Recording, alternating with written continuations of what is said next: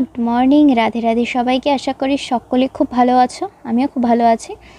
এখানে তো সকালবেলা আমি সবাই জানো কি আমি স্নান করে জামা কাপড় কেচে আমার বরকে খাবার দাবার দিয়ে অফিসে ছেড়ে পুজো দিতে যাই, সেই জন্য সবার আগে তোমাদের একটু গোপুসোনার দর্শন করিয়ে নিই। তারপর নিচে চলে আসি, আমি ব্রেকফাস্ট করি। ব্রেকফাস্ট করার পরে তারপর রান্নাবান্নার দিকে যাই। তো এখানে আজকে মানে মাছ মাংস হচ্ছে না, মানে আমি প্রপার নিরামিষ খাই, মানে একদম ছোট থেকেই বলতে পারো আমি আমার মার বাড়ি থেকেই একেবারে প্রপার নিরামিষ খাই। সোমবারটা যেদিনকার পেঁয়াজ আদা রসুন মাছ মাংস ডিম কোনো কিছুই অ্যালাউ না, ইনফ্যাক্ট বাইরের খাওয়া দাওয়াও কোনো দিন কখনোই খাইনি। ঠিক আছে, সেটা নিমন্ত্রণ বাড়ি থাক যাই থাকুক না কেন, যাই হয়ে যাক না কেন, সোমবারটা মেনে চলি। কিন্তু আজকে আমাদের বাড়িতে মাছ মাংস ডিম হয়নি, কারণ বাজারে ওভাবে যাওয়া হয়নি মাছ মাংস ডিম আনার জন্য। তো সেই জন্য মাছ মাংস ডিম ছাড়া যে নিরামিষটা হয় সেটা বানাচ্ছি, মানে পেঁয়াজ আদা রসুন রয়েছে কিন্তু মাছ মাংস ডিমটা নেই। তো সেটার জন্য রেসিপি কি বানাবো বুঝতে পারছিলাম না ফার্স্টে। তারপর ঠিক করলাম যে না, চলো ডাল বানানো হোক। সয়াবিন আমার ভীষণ ভীষণ ভীষণ প্রিয় একটা জিনিস। তো আমাকে যদি চিকেনের বদলেও কেউ সয়াবিন দেয় আমি সেটাও খেতে রাজি হয়ে যাব। এখানে ভাতও বসিয়ে দিয়েছি আর আমার ডালটা আগে হয়ে গিয়েছিলো। সয়াবিনটাকে সিদ্ধ করে নিয়ে তারপর আমি একটু ভেজে নিই, জানো তো, মশলাপাতি দিয়ে, যেগুলো ধরো এই সামান্য ধনে গুঁড়ো, লঙ্কা গুঁড়ো, নুন হলুদ দিয়ে একটু সিদ্ধটা করে বা মাখিয়ে নিয়ে তারপর একটু ভেজে নিই। তোমরা যেটা ইচ্ছা সেটা করতে পারো, দুটোর মধ্যে ভেজে নিলে সয়াবিনের টেস্টটা কিন্তু খেতে খুব ভালো হয়। তো সয়াবিন আর ডাল বানাবো, তো তারপরে ভাবলাম যে না, তার সাথে আরও একটু কিছু হলে ভালো হয়। তো সেই জন্য এঁচোড়ের তরকারি বানিয়েছিলাম। এঁচোড়কে তো নিরামিষের পাঁঠার মাংস বলা হয়, যাই হোক আমি অনেকের মুখে শুনেছি, আমি জানি না এটাই বলে তো নাকি। তো সেই জন্যই বানিয়েছিলাম ভাত ডাল। আর এখানে আলুটা আমি সিদ্ধ বসিয়েছিলাম। এখানে দেখো সব মশলাপাতিগুলো আমি সব ব্লেন্ড করে নিয়েছি। তারপর যেভাবে সয়াবিন বানায় সব রকম মশলাপাতি দিয়ে, ঘরোয়া মশলা দিয়ে কষিয়ে তারপর সয়াবিনটাকে দিয়ে রান্না করেছিলাম। আজকে ঠিক বুঝতে পারছিলাম না, জানো তো, যে ভ্লগ দেব কি দেব না, কারণ আজকে মেন্টালি খুব একটা মানে প্রিপেয়ার ছিলাম না ভ্লগ দেওয়ার জন্য। রোজ দিন সবার তো সবসময় সমান যায় না। এবার বিয়ের আগের মেন্টালিটি মানুষের একরকম থাকে, বিয়ের পরের মেন্টালিটি অনেক রকম, অনেক দিক থেকে চেঞ্জ হয়। সেখানে অনেক খারাপ লাগা ভালো লাগা থাকে, অনেক অ্যাডজাস্টমেন্ট থাকে, অনেক স্যাক্রিফাইসেস থাকে। তো যেগুলো বিয়ের আগের লাইফে আমার মনে হয় এতটা ম্যাটার করে না, কারণ সেটা বাবার বাড়িতে থাকা হয়, বাবা মার সাথে মিলিয়ে থাকা হয়। তো শ্বশুরবাড়িতে তো অনেক রকম, সব থেকে বড় কথা মেন্টালি একটা মেয়েকে অনেকভাবে অনেক দিক থেকে প্রিপেয়ার্ড হতে হয়। তো সেটার জন্যই আজকে মেন্টালি খুব একটা আমি মানে স্টেবল ছিলাম না বলতে পারো। তো সেই জন্যই ব্লগটা দেবো কি দেবো না বুঝে উঠতে পারছিলাম না। তো তারপরে ভাবলাম যে এত কিছু রান্নাবাড়ি করেছি, দিনটা কিভাবে কাটিয়েছি সেগুলো তো তোমাদের সাথে শেয়ার করতে হবে।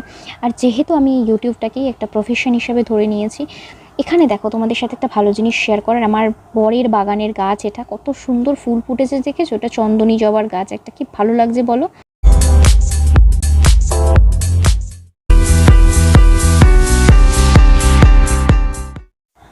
আসলে এই গরমের মধ্যে অনেক সময় গাছের মধ্যে অনেক রকমের পোকা ধরে, তো সেগুলোর জন্যই সব ঠিকঠাক করছিল আমার বর, তো সেই জন্যই গাছগুলোকে বার করেছিল। আমি একটা একটা করে প্রচুর গাছ রয়েছে ওর বাগানে, তো সেগুলো তোমাদের সাথে শেয়ার করব আস্তে আস্তে। তো এটা একটা চন্দ্রমী জবার গাছ ছিল, আরও অনেক রকমের জবার গাছ, আরও অনেক রকম গাছ আছে, সেগুলো আস্তে আস্তে শেয়ার করব।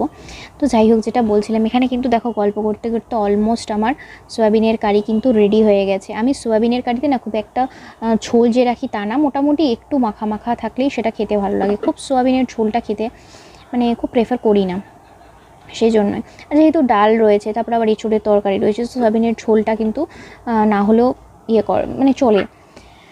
তো যাই হোক, তো আলটিমেটলি যখন দেখলাম যে এতগুলো রান্না করেছি, সারাদিনটা তোমাদের সাথে শেয়ার করাটাও উচিত, তো সেই জন্যই আবার নেক্সট ভ্লগে চলে আসলাম। আর যেখানে তোমাদের বলছিলাম যে প্রফেশন যেহেতু ইউটিউব, প্রত্যেকটা মানুষ যখন চাকরি করতাম, তখন যদি কখনো মনে হতো কি আজকে যাব না অফিসে, তো সেটা বললে কি হয়ে যেত বলো। এই যে এখন রেডি হয়ে গেছে, ভালো লাগছে না দেখতে বলো। খেতেও কিন্তু অসাধারণ হয়েছিল সয়াবিনের তরকারিটা। তোমরাও এভাবেই বানাবে, ভালো লাগবে। আর আমি খুব সিম্পল ওয়েতে কিন্তু রান্নাবাড়ি করি, তার মধ্যে কিন্তু বিশাল কিছু আহামরি মশলা বাইরের মতো নিয়ে সেগুলো থাকে না। আর এখানে কিন্তু এঁচোড়ের তরকারিটা আমি বসিয়ে দিলাম। এঁচোড়ের তরকারির আলুগুলো একটু বড় বড় সাইজে কেটে তারপর এঁচোড়ের তরকারিটা বানিয়েছি। আর আমি এঁচোড়টাকে কিন্তু অলরেডি একটু নুন হলুদ জলে সিদ্ধ করে নিয়ে তারপর কিন্তু করি। এই দেখো অলরেডি আমি সিদ্ধ করতে বসিয়েছি, একটু এঁচোড়টাকে সিদ্ধ করে নিই, তারপর কিন্তু তরকারিতে দিই। তো যেটা বলছিলাম, চাকরি করার ক্ষেত্রে আমরা কিন্তু কখনোই এটা ভাবতে পারি না আজ এটা করবো না, বা আজ এখানে যাবো না, আজ বসের কথা শুনবো না। সেখানে কিন্তু কখনোই আমাদের মন কিন্তু খাটে না, অফিস যেটা বলছে সেটা আমাদেরকে শুনতে হয়। সুতরাং এইখানে একটা কথা বলে দিই, এখানে দেখো আমি যে ওই যে পেঁয়াজটা দেখালাম না, ওখানে অল্প একটু কালো জিরের মধ্যে না পেঁয়াজটা আমি ভেজে রেখেছিলাম, তো সেটাকে আমি দিয়ে দেবো যখন রান্নাটা করবো। ওটা আমি একটা অন্য রান্নার জন্য করেছিলাম, কিন্তু যেহেতু সেই রান্নাটার হচ্ছে না, সেই জন্য ওই পেঁয়াজ অল্প একটুখানি পেঁয়াজ ছিল যেটা নর্মালি ভাজা পেঁয়াজ, সেটা আমি এঁচোড়ের মধ্যে দিয়ে দেবো, আর বাকিটা ব্লেন্ড করে নেব।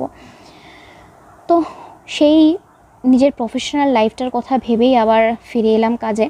সবথেকে বড়, প্রচুর মানুষ আছে যারা ইউটিউবারদের মনে করে বা ইউটিউবের জার্নিটাকে মনে করে যে অনেক ইজি জার্নি, এর মধ্যে কিন্তু কোনো ব্যাপার না, ভিডিও করো, এডিট করো, ছেড়ে দাও। সেটা কিন্তু নয়, একেবারেই নয়।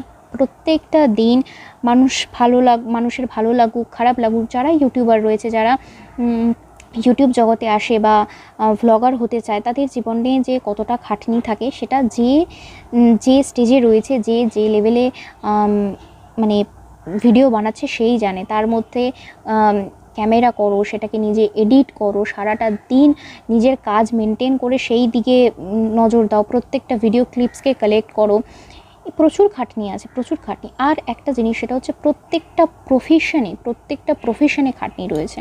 কেউ যদি বলে যে আমাকে মুখ দেখিয়ে এই টাকাটা ইনকাম করিয়ে দিয়েছে, আমাকে মুখ দেখিয়ে এই চেয়ারটায় বসিয়ে দিয়েছে, কাজ না করেই আমি প্রমোশনস পেয়ে গেছি, কাজ না করেই আমি মাসের শেষে মাইনেটা পেয়ে গেছি, সেটা কিন্তু কখনোই সম্ভব না। প্রত্যেকটা প্রফেশনে কোথাও না কোথাও তোমায় খাটতে হবে, মাথার ঘামটা পায়ে ফেলে তবেই কিন্তু টাকাটা ইনকাম করতে হয়। সুতরাং ইউটিউব জার্নি আর সোশ্যাল মিডিয়ার জার্নিতে তো অনেক টাফ। সেখানে এখন প্রচুর কম্পিটিশন বেড়ে গেছে। সেখানে তুমি একটু কিছু খাটলে বা একটু যারা ভালগারিটি দেখিয়ে ভাইরাল হচ্ছে বা কোনো খারাপ কিছু করে ভাইরাল হচ্ছে, সেটার থেকে বেটার না কি তুমি কিছু ভালো জিনিস করো, ভালো জিনিস করে, ভালো জিনিস যদি নাও করতে পারো এমন কিছু করো না যেটা সমাজের ক্ষতি করে। হ্যাঁ, এমন সবার মধ্যে সেই ভ্লগের মধ্যে হয়তো সেই কন্টেন্ট নেই, কেউ ডেলি ভ্লগ বানাচ্ছে, কেউ ফুড ভ্লগ বানাচ্ছে, মানুষের ক্ষতি তো করছে না। ক্ষতি না করেও যদি নিজে প্রতিষ্ঠিত করা যায় করো, কিন্তু সমাজ বা চারপাশটা ক্ষতিগ্রস্ত না করেই ভাইরাল হওয়াটা উচিত বলে আমার মনে হয়। তো যাই হোক, এগুলোকে অনেকের কাছে জ্ঞান বলে মনে হতে পারে, কিন্তু এগুলো ঠিক জ্ঞান নয়। যেগুলো আমার ব্যক্তিগত মতামত বা ব্যক্তিগত ধারণা, সেগুলোই তোমাদের সাথে শেয়ার করছি। এগুলোই চারপাশে হচ্ছে।